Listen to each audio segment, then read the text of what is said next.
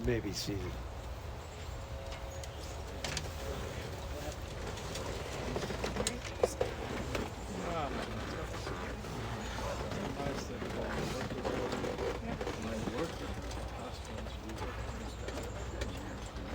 You can clear the way, please.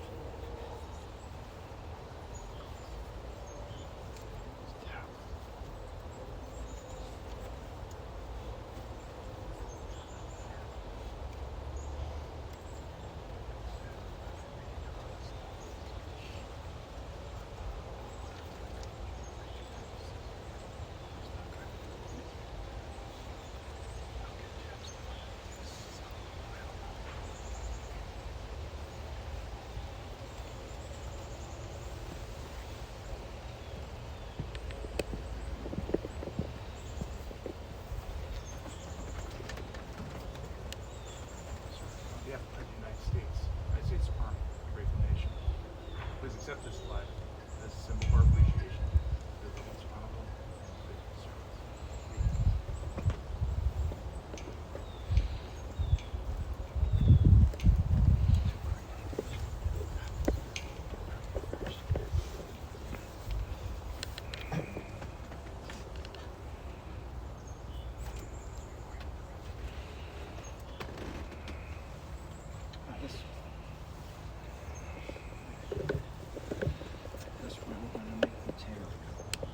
represents that with your father's passing, there is a tear in our heart and there is an empty space. And knowing that space is going to be filled with beautiful memories of a very special man. He was a good man. So there's a blessing to say. If you would repeat the blessing after me, Baruch, Atah, Adonai, Eloheinu, Melech, Ha'olam, Dayan, Ha'emet. Blessed are you, Lord our God, the Judge of truth.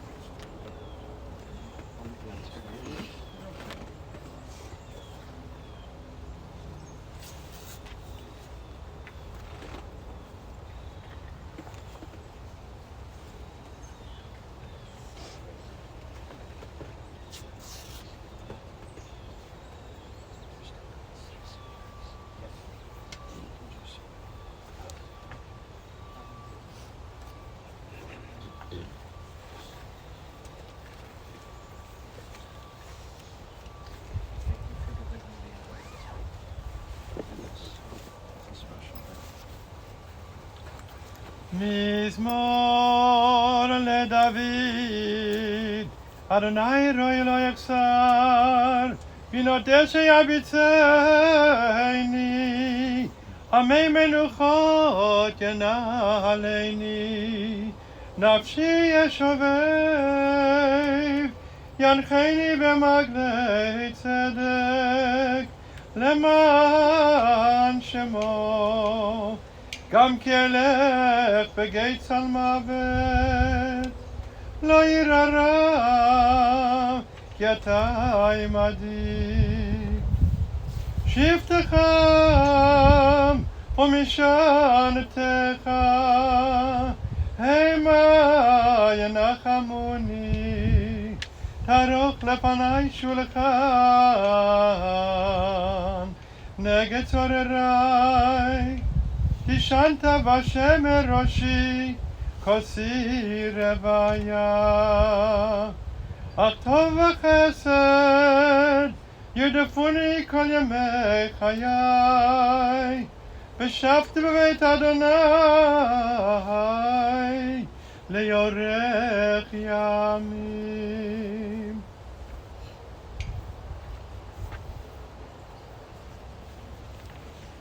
As Cantor Shiffin began our service,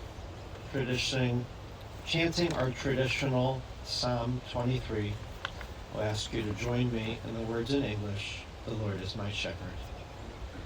The Lord is my shepherd, I shall not want. God maketh me to lie down in green pastures. God leadeth me beside still waters. God restoreth my soul. He guideth me in straight paths for his name's sake. Yea, though I walk through the valley of the shadow of death, I fear no evil, for thou art with me. Thy rod and thy staff, they comfort me. Thou preparest a table before me in the presence of mine enemies. Thou hast anointed my head with oil. My cup runneth over. Surely goodness and mercy shall follow me all the days of my life, and I shall dwell in the house of the Lord forever. We gather here this morning in the Jewish War Veterans section as we say goodbye to a kind, loyal, and good man. And today we will share words of praise as we recall Donald Marvin Dronzek, a beloved son, a beloved brother, a beloved husband, a beloved father, grandfather, great-grandfather, uncle, and friend.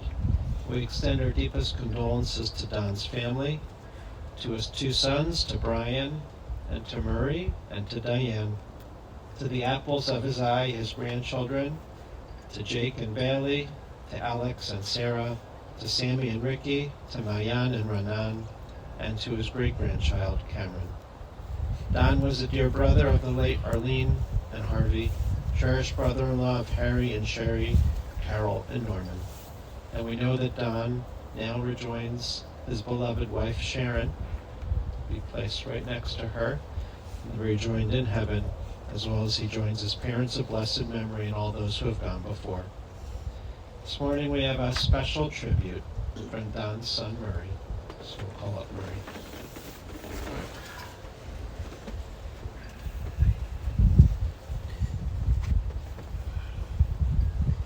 The only thing I'm going to read here, because I don't want to screw it up.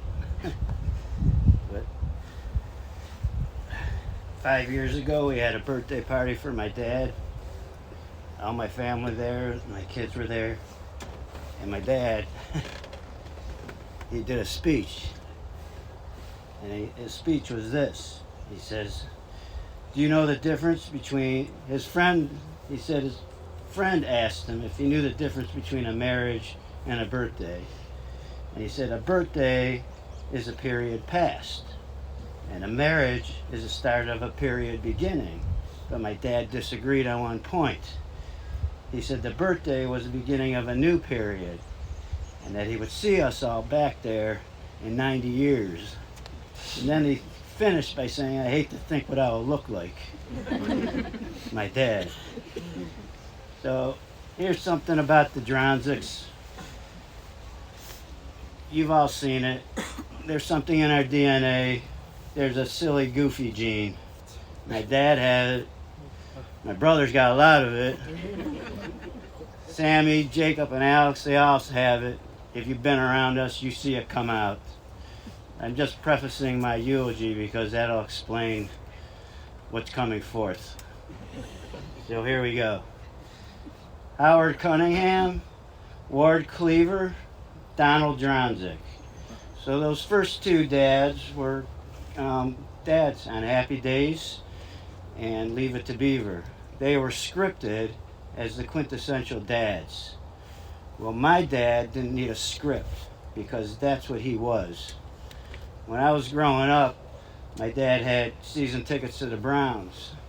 And I remember he took, when I was too young, always said at one point, "You're too young, I'll take you when you're ready." And he would take Brian. But my dad, quintessential dad, brought me back a pennant from an NFL team every time he came home. And then I got to be the age where I was able to go. And he took me, and I can't tell you the excitement I had. He took me to that concession stand the first time, and I got to pick my own pennant. And I still have them all. I got one from every NFL team, and they're still in my basement. My dad, he taught me honesty, integrity, independence, and to always do the right thing.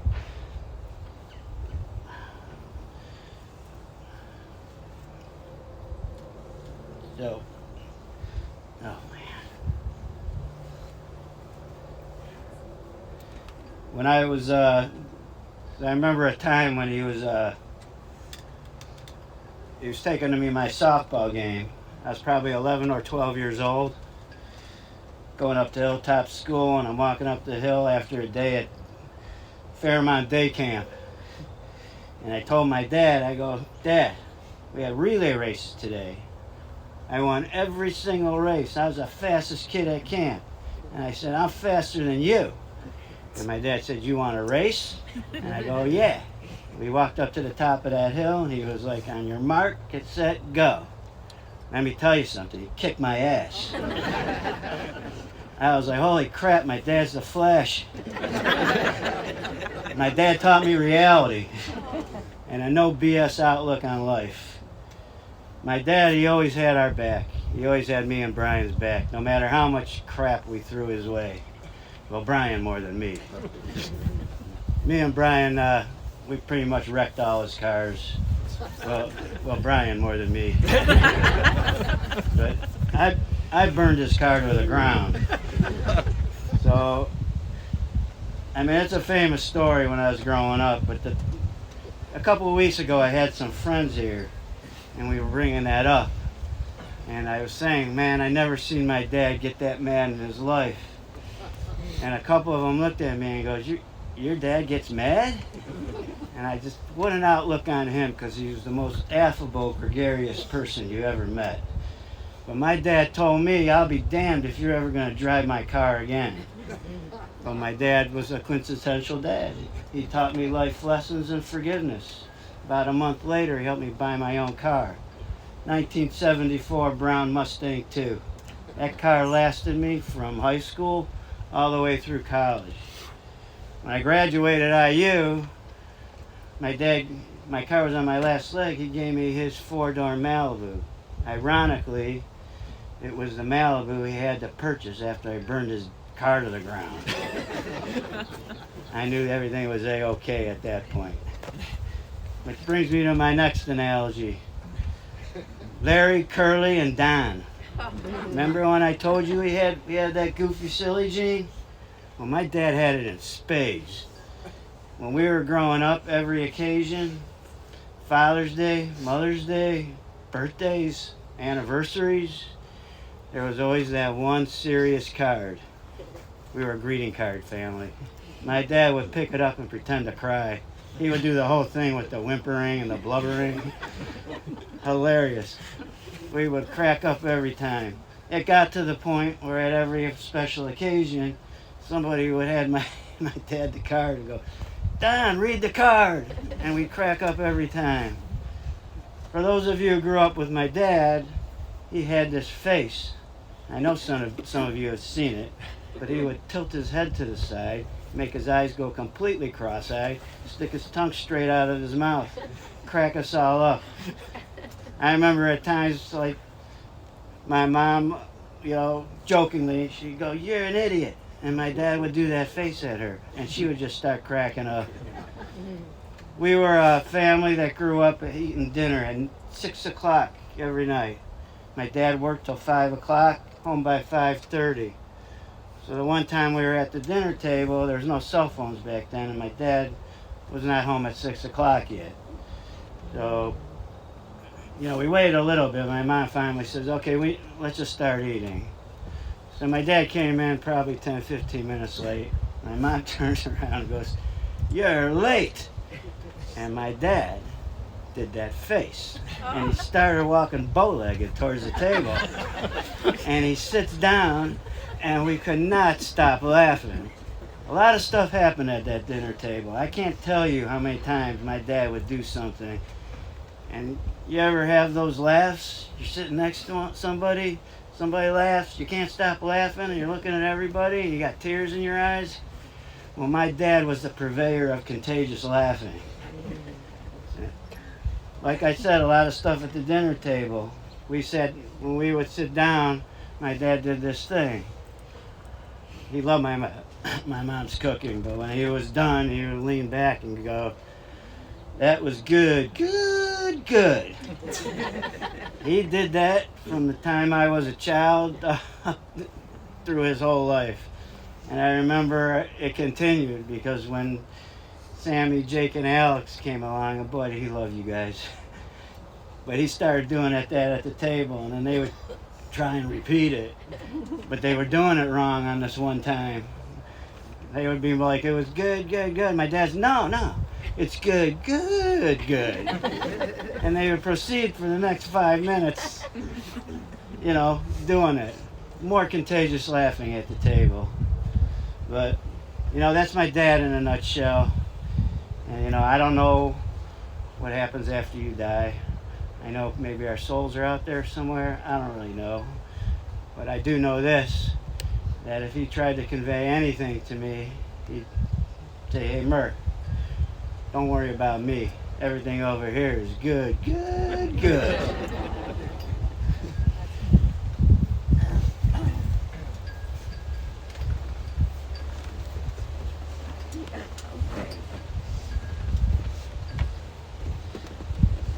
And I think we'd all say that if Don was here, he would say it was good, good, good. Beautiful, Murray.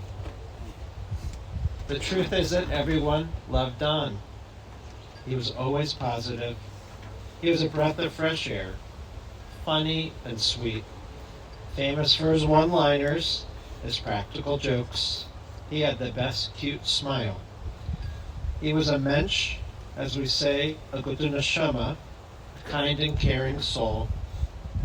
He was satisfied with his life. He never complained. And he was the salt of the earth, a strong man of values, as you said, living with integrity and honesty, a man who lived life his way, loving his food and beer, always eating ribs and the beer on his birthday, his lox sandwiches. He'd say, "This is delicious." Did I do okay? Or then he'd answer, "It sure is."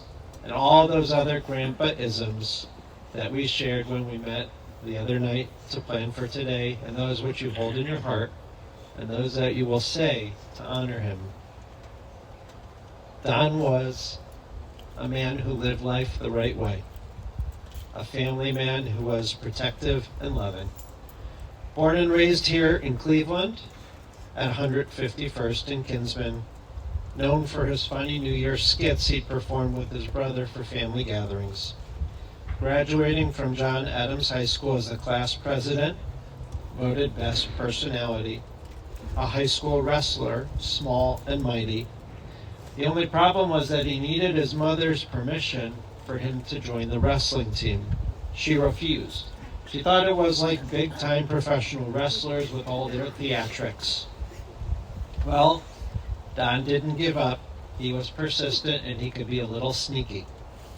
The family lived in a two-family home.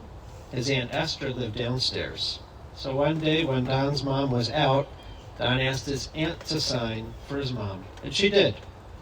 He finally fessed up. His parents came to one of his wrestling matches, and Don impressed, pinning his opponent. His grandsons, Jake and Alex, followed his lead, high school wrestlers. He got to see so much joy seeing their matches, go down to states and cheer them on. The only difference between them and their grandpa was he could eat anything at all and still weigh in.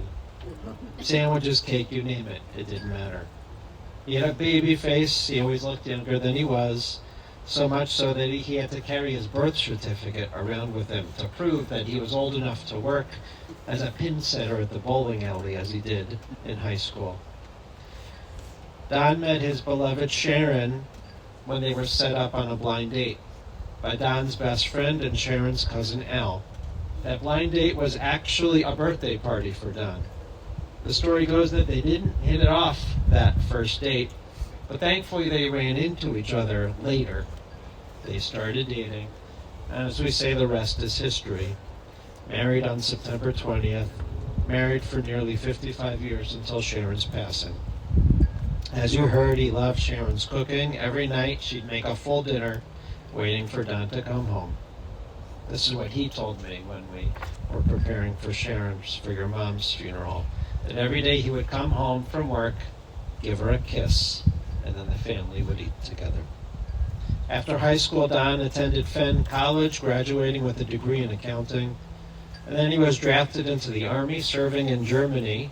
Sharon and Don spent 3 years there. That's, Brian, where you were born.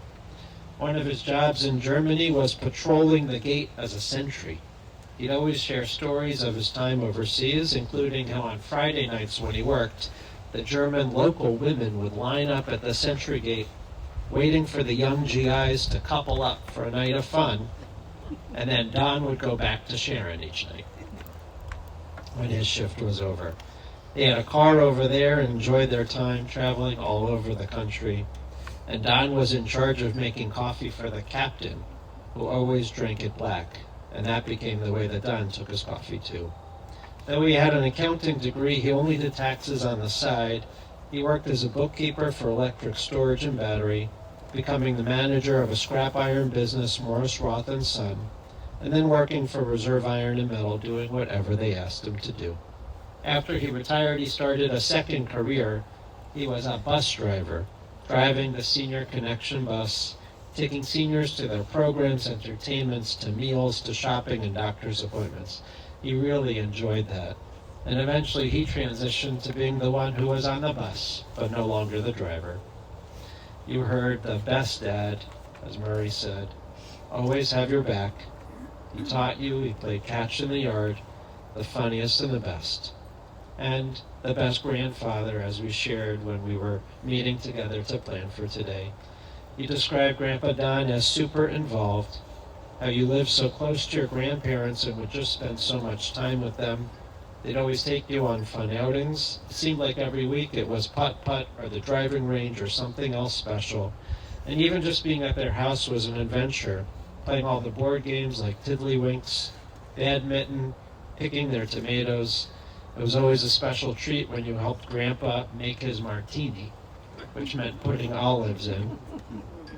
And Don lovingly welcomed Mayan and Ronan as his own when Diane joined the family. You heard a rabid Cleveland sports fan, a member of the Jewish War Veterans, part of a long-running weekly poker game that started always with a meal at Corky's. You could find him walking Beechwood Place Mall, and when Sammy was working there, he'd always stop by to say hi. He was the salt of the earth. He was simply good. He died during this time period between Rosh Hashanah and Yom Kippur. The rabbis say that only righteous people die during this time. And we know he most certainly was. As you heard from Murray, as you know from Brian, as you know from his grandchildren, Don set the example of how to live with kindness, to be sweet, to be funny, to always be there, to always have your back. And may that inspire all of us. When we met Sammy, you shared these words with me. Grandpa Don passed down so many things to us. We all have the sprinkles of the best part of him in our lives. And Jake, you shared these words. I can only hope to be as good a dad when it comes that time, as Grandpa was to my father, and my father is to me, because he learned it all from Grandpa Don. Today we say goodbye and thank you to a wonderful man. We celebrate a life well lived. May his name always bring blessings, and we say, Amen. Cantor Rosenbaum is going to chant a psalm in his memory.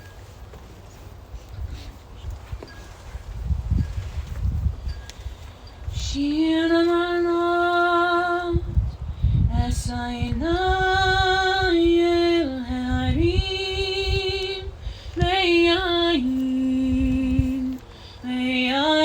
Yavo Ezri Me'im Adonai Osei Shamayim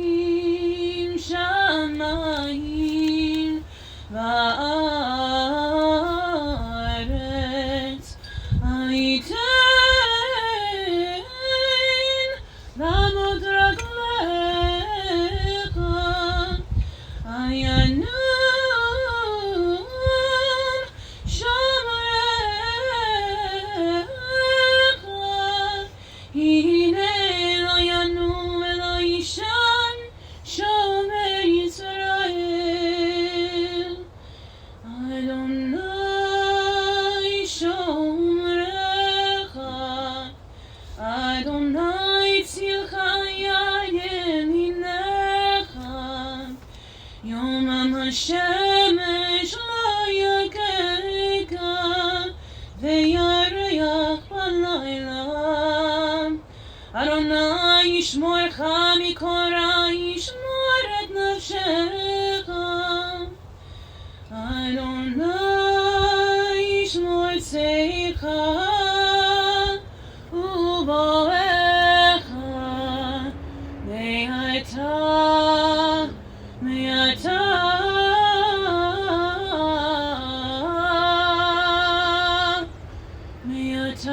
be'arolam.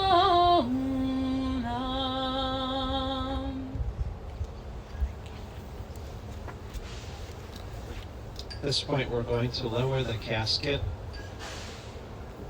After it's lowered, we're going to participate in the mitzvah of placing earth on the casket. The rabbis say that those who knew Don, those who love Don, that it is our obligation to perform his burial. So we're going to ask those that are able to shovel. And then after that, we're going to gather for the memorial prayers and to say the Kaddish.